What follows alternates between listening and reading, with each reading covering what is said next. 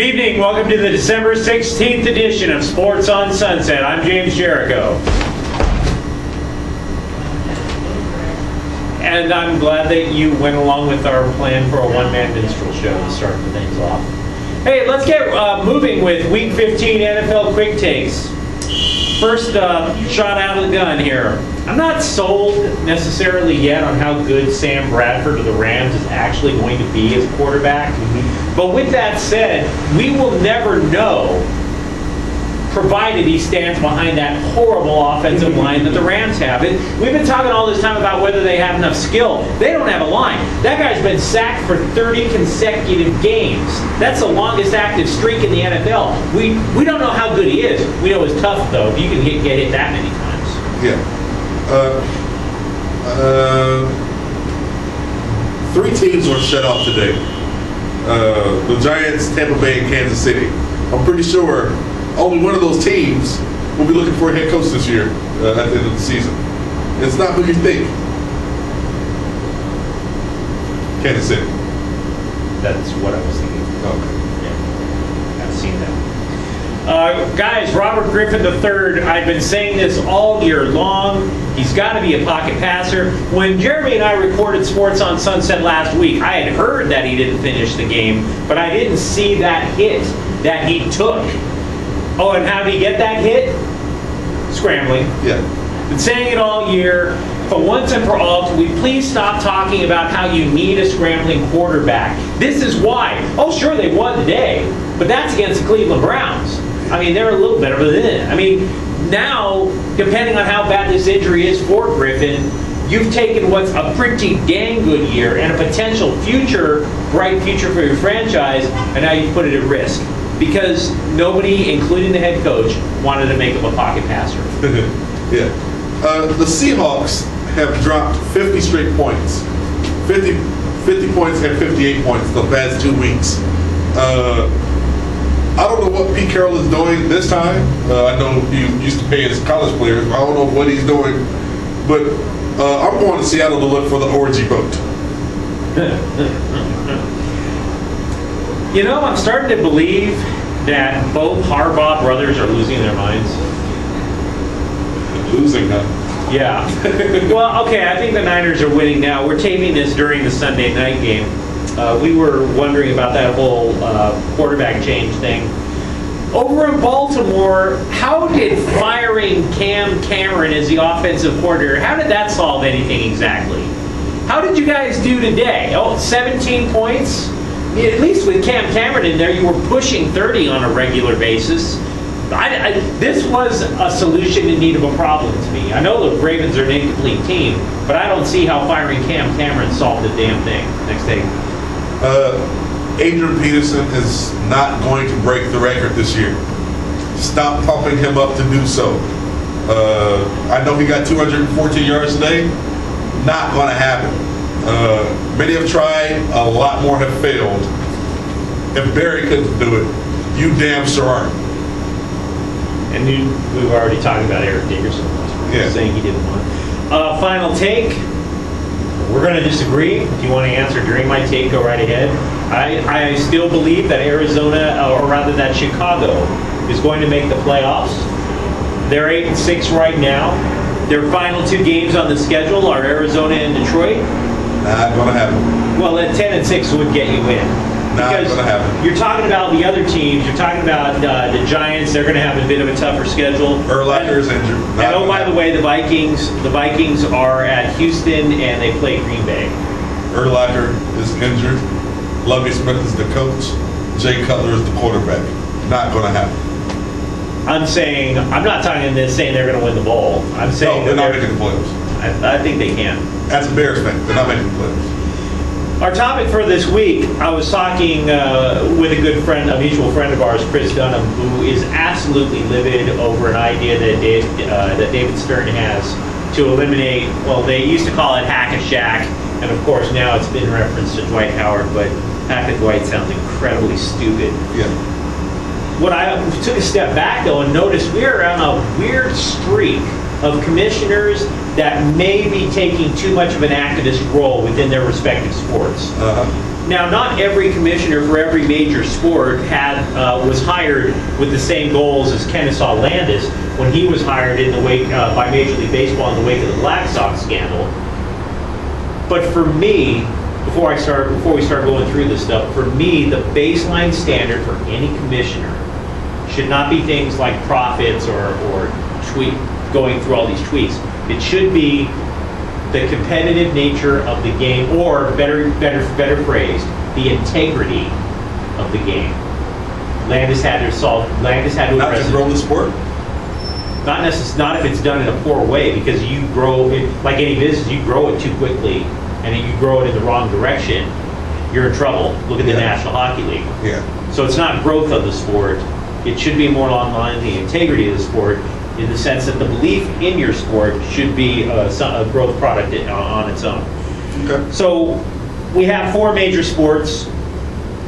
I wanted to go through each. They've all done something recently that brought pause to the players, the fans, etc.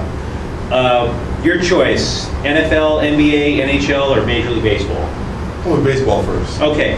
I'm actually in favor of, although I don't think Bud Selig has been a good commissioner, because I think the overexpansion of baseball, again, growth of sport, not necessarily good. We have we've had franchises declare bankruptcy in the last few years, including the Los Angeles Dodgers, which should have never happened. Well, that's more or less because of a shitty owner.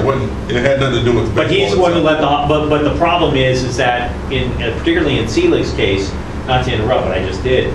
Yes, the owners vote them in, but the commissioner was kind of like the broker. He's the one who let the fox into the henhouse. Yeah. But with that said, even though I'm not fond of his overexpansion of the product, I don't think his reforms have been all that bad. Really? I've noticed 4. Okay. Interleague play. Okay. I understand. That was actually a decent idea. Should have happened a very long time ago, but you know. Instant replay.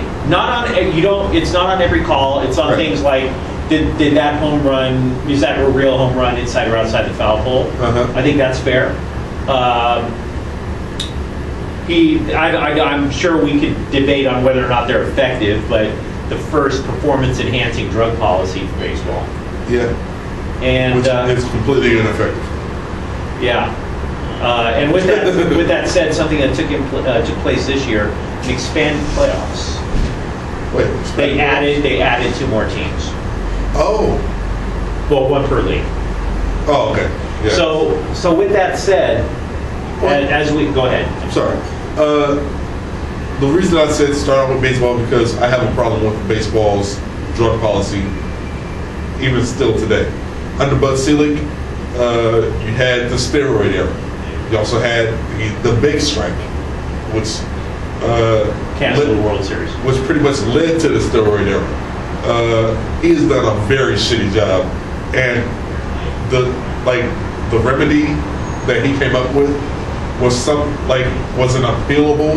Like you have people getting drug tested and failing drug tests, and then appealing, and then they're still able to play. That shouldn't happen. So it's feckless. Yes, it's complete nonsense. At least in football, when they suspended all the players for a shit ton of games, they didn't play. You could say, oh, Velma was injured. He still didn't play. Even when he was healthy, he didn't. You still had to wait, and that's the problem with as far as his actions go. He is completely useless as a commissioner. He's beholden to the owners, and he's not doing his job. Okay, like I said, I've had my primary issues with Selig have been financial in nature, because again, bad ownerships, multiple bankruptcies, expansion of the price. But that doesn't necessarily. He's punishing players. But that doesn't necessarily. What I'm saying is that didn't necessarily go over the line in terms of the integrity of the game. That's just an F up. Yeah. Here's integrity of the game. So let's switch to football. Okay. Roger Goodell, major reformer. Be honest. I mean, well, not you. There's no honesty about it. It's a fact. He reformed a lot. Yeah. Excessive violence, playoff expansion, and Under Tagliabue, the NFL was known for doing at least 2 or 3 dumb things a year. Like, for example, in the wake of Pat Tillman's death, Jake Plummer, former quarterback for Denver, they used to be teammates at Arizona State, for example, he wanted to have the sticker with Pat Tillman's number on his helmet. And he was fined for it in excessive, in increasing amounts for every time he wore it. Pat Tillman, regardless of your stance on the war, is a war hero. Yeah. And an unfortunate war hero. Correct. Yeah. That was the stuff under Tagliabue. To me, that was the weird meddling stuff that the NFL should never have really gotten itself into. Yeah, but that happened even through the 80s, though. Right, I understand People are fined for the littlest things. I understand that, because Tagliabue, it's like Rozelle to Tagliabue to Goodell. They all knew each other. But with that said, with regards to reforms for excessive violence and playoff expansion, how do you see either one of those impacting the integrity of the game?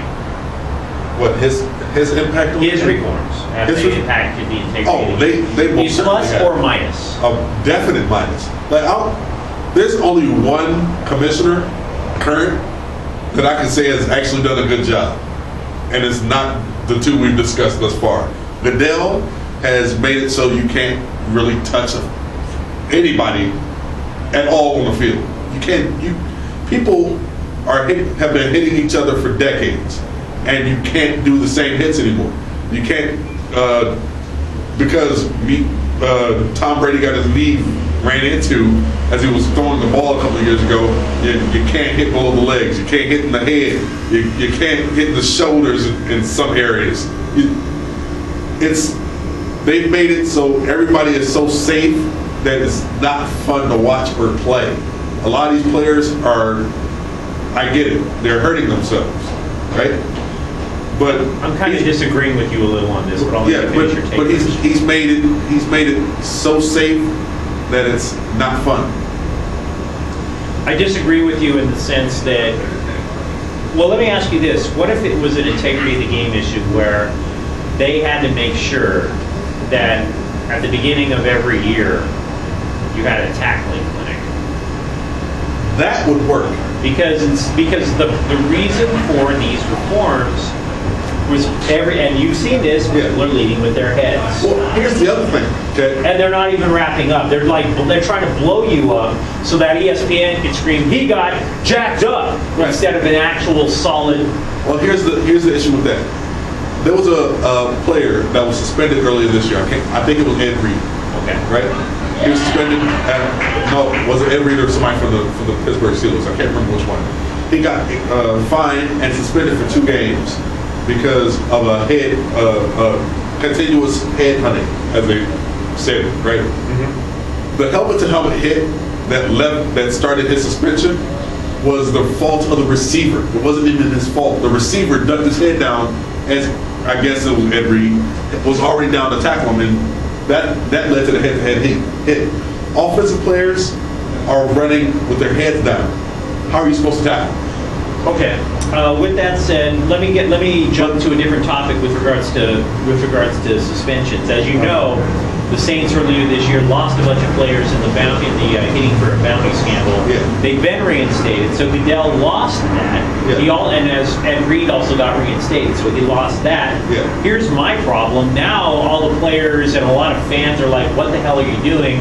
Because now he is proposing, as you might have heard, playoff expansion, bumping the playoffs up to 16 teams. This is my problem with Roger Goodell. My problem is not in terms of the mistakes that he's making, trying to make sure that people live. My problem is, you can make mistakes there and adjust it as you go on. My problem are the meddling, excessive tribalism things that have nothing to do with the integrity of the game. Playoff expansion does not. I don't. It doesn't help much at all. And in fact, it'll end up hurting more people in the long run. How do you figure? Well, if you have more teams playing, then you're diluting the playoff structure. It's going to go longer. If you got who's playing that? So you're saying it's 16 teams As many in, as. in each league, or Yeah, as in each conference? Oh, no, not in each conference in total. There's like Oh. 6 per conference now. They've Right. put up to 8 per conference. Yeah, you'll have more teams play along. Like the Giants famously went, what was it, 3-0 or 4-0 Yeah, to make it to a Super Bowl and win the Super Bowl, right? yeah.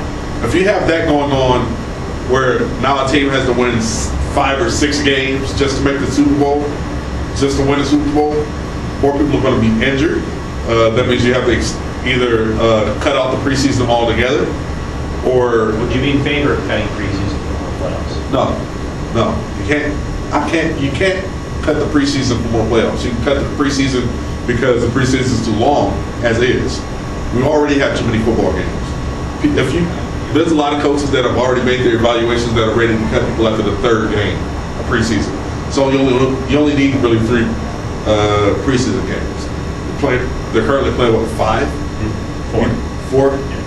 Well, you need one less preseason game, maybe 2 at the most. Define what makes an effective commissioner. My definition is pretty rudimentary. Okay. Make sure that the integrity of the game is sound. Lack of influence from gambling, lack of influence definitely from organized crime. If you want to have a hand in terms of negotiating TV contracts, that's fine too. Obviously player safety, fan safety. Basically, other than that, I'm pretty much in favor of, for the most part, a hands-off approach. No, I'm of the opinion that you have to grow your sport. You have to make it viable to the rest of the world. People have to watch it. People have to watch it. That is a hugely dangerous proposition. True, but Because the commissioners, including the ones that we haven't brought up yet, yeah, have tried to grow their sports internationally and have been an abject failure. not necessarily.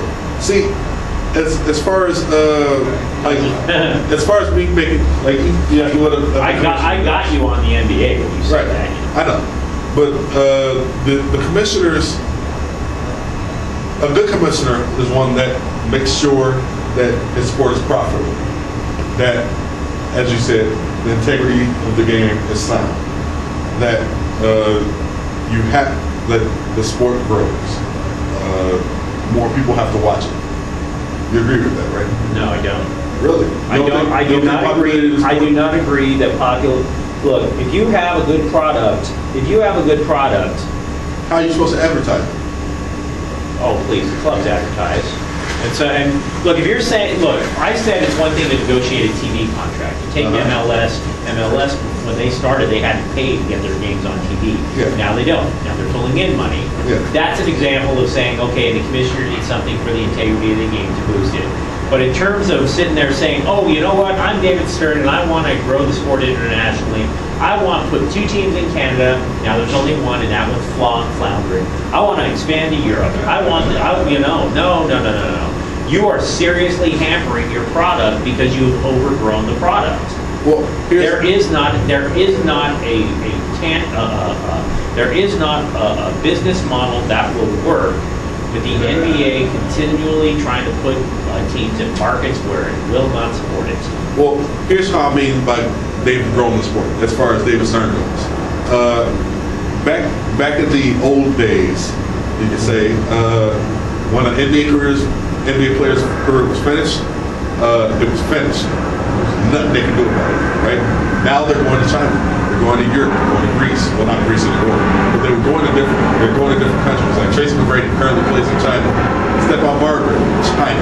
You got players going overseas. Stephon Marbury isn't good enough. But he's still playing. And some people would say he's playing well over in China. Tracy McGrady is playing well over in China. People they've grown the sport where now these players have the name recognition to go elsewhere and still get a paycheck. If it would work in China, it would have worked in Canada, and it did not. And on top of that, you could also say, well, the NHL, or rather hockey, is a very popular sport Yes. across the world. Yes, it is. And yet, every time the NHL expands its market, they have so many clubs that are teetering on the edge of bankruptcy right now, and they're in a labor lockout caused by their own commissioner. Yeah. Caused by their own commissioner. They have a bad commissioner. Yeah, because his whole big reform apparently is about breaking unions. Yeah.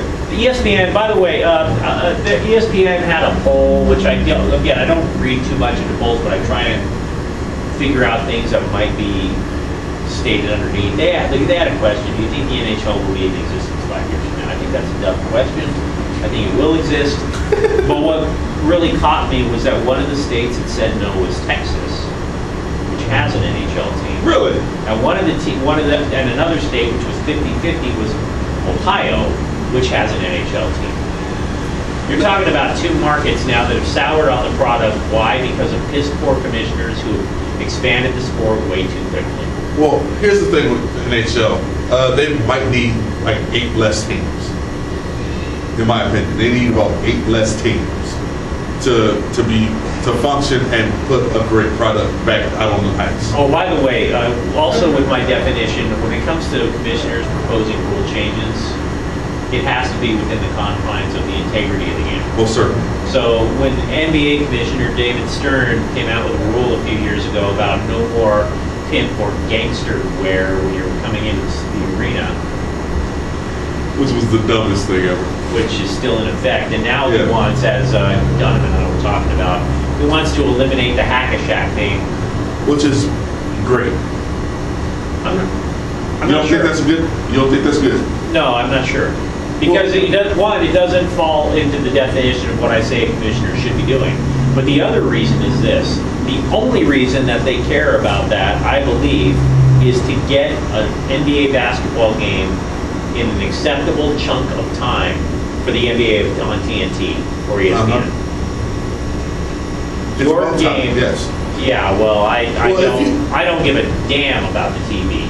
Well, About the TV contract. here's the other thing about the hack of Dwight, as you might call it now, which nobody wants to call it that, by the way. But as far as teams, like when Shaq was playing, people would just run up and hit him. Who was it that fouled out in like 2 minutes? Don Nelson put a guy in just to foul out.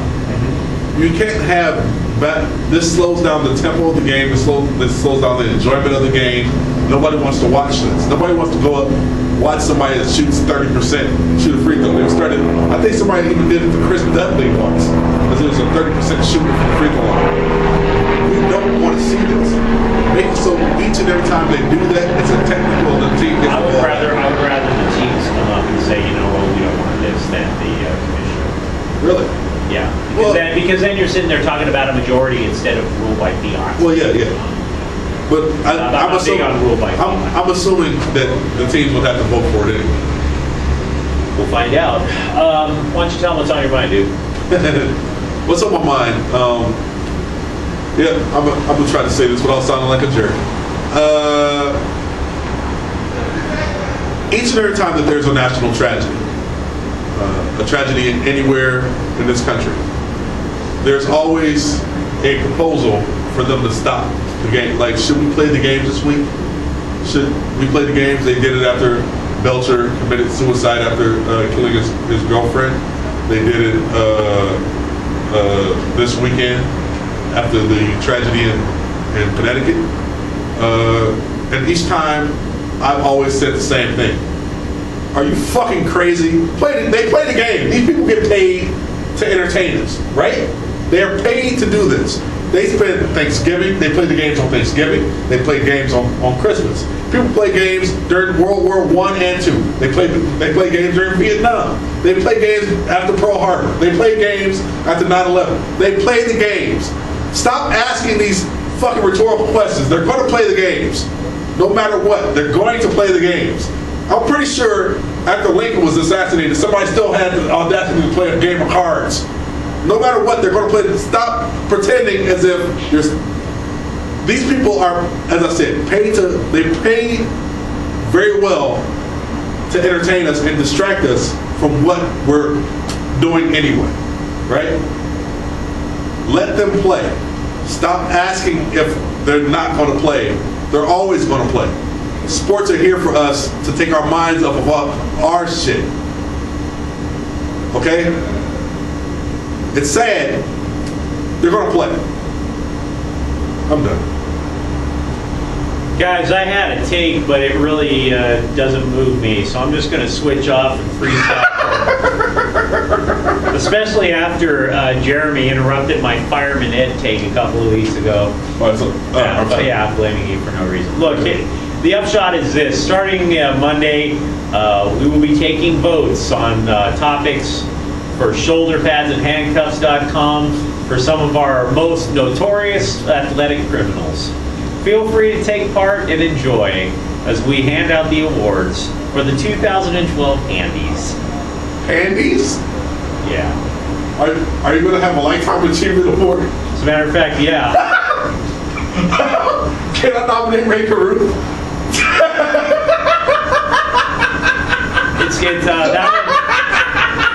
That one's actually going to be named after Barrett Robbins. Barrett Robbins. Look it up, you'll understand. But at any rate, feel free to take part on shoulderpadsandhandcuffs.com. It'll be a lot of fun. We'll see you next week. I'm James. I'm Jeremy. The Handies.